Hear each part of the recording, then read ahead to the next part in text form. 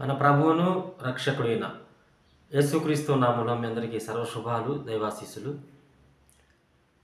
ఇప్పుడు నేను మీకు ఒక వీడియో చూపిస్తానండి.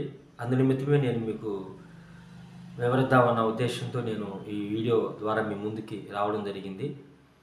ముందు మీరు అది చూసేసేయండి, తర్వాత దాని గురించి మనము క్లుప్తంగా మాట్లాడుకుందాం.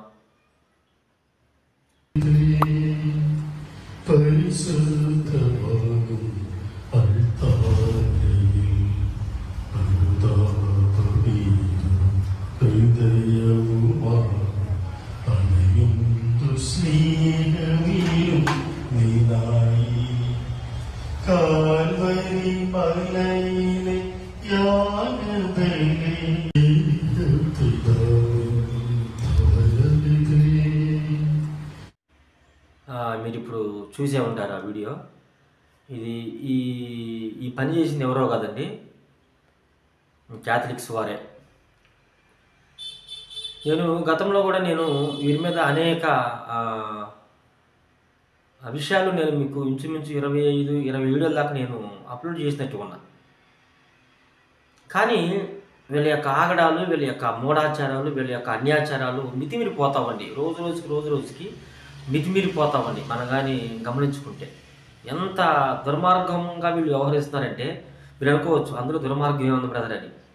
ఎంతన్నా చెప్పు, అసలు బైబిల్ గ్రంథంలో ఎక్కడైనా ఒక సిలువను తీసుకొని దాని మీద ఏదైనా నూనె పోసినట్టు కానీ ఎక్కడైనా ఉందా? అపోస్తులు కానీ యేసుప్రభు కానీ ఎక్కడైనా చేసినట్టుగా ఉందా?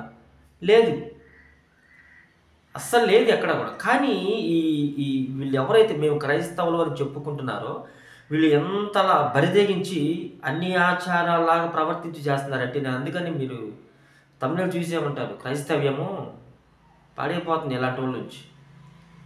క్రైస్తవ్యం గురించి అనేక మంది అన్ని జనులు ఎందుకు నూనె పడేసుకున్నారంటే మెయిన్గా వీరిని చూపించే. మరి ఆశయం వాళ్ళు విగ్రహారాధన చేయట్లేదా? వాళ్ళు విగ్రహాలు పెట్టుకోవట్లేదా? స్వరూపాలు పెట్టుకోవట్లేదా? మేము చేసినట్టు వాళ్ళు కూడా మరి అక్కడక్కడ దీపాలు వెలిగిస్తున్నారు, కొవ్వొత్తులు పెట్టి. మరి ఇదేంటి అని ఇలాంటి వాళ్ళని బట్టే ఏమీ తెలియని అమాయకులు అన్ని జనులు కూడా మాట్లాడుతూ ఉన్నారు. చాలా బాధాకరమైనటువంటి సంగతి అండి ఇది.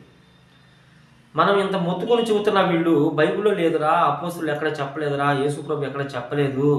అది ఎందుకు మీరు అట్లా అంటే, మా ఇష్టం, మాకు పోపులు చెప్పారు, ఫస్ట్ నుంచి మాకు అలా వస్తున్న, మాకు మా ఆచారం, మా సిద్ధాంతం ఇదేనండి. వీళ్ళు వక్రీకరించే ప్రయత్నము చేసి ఆ మీదట మరలా ఏలు పెట్టి ఎత్తిపెట్టి చూపించేటటువంటి ప్రయత్నం కూడా వీళ్ళు చేస్తారని నాకు తెలుసు.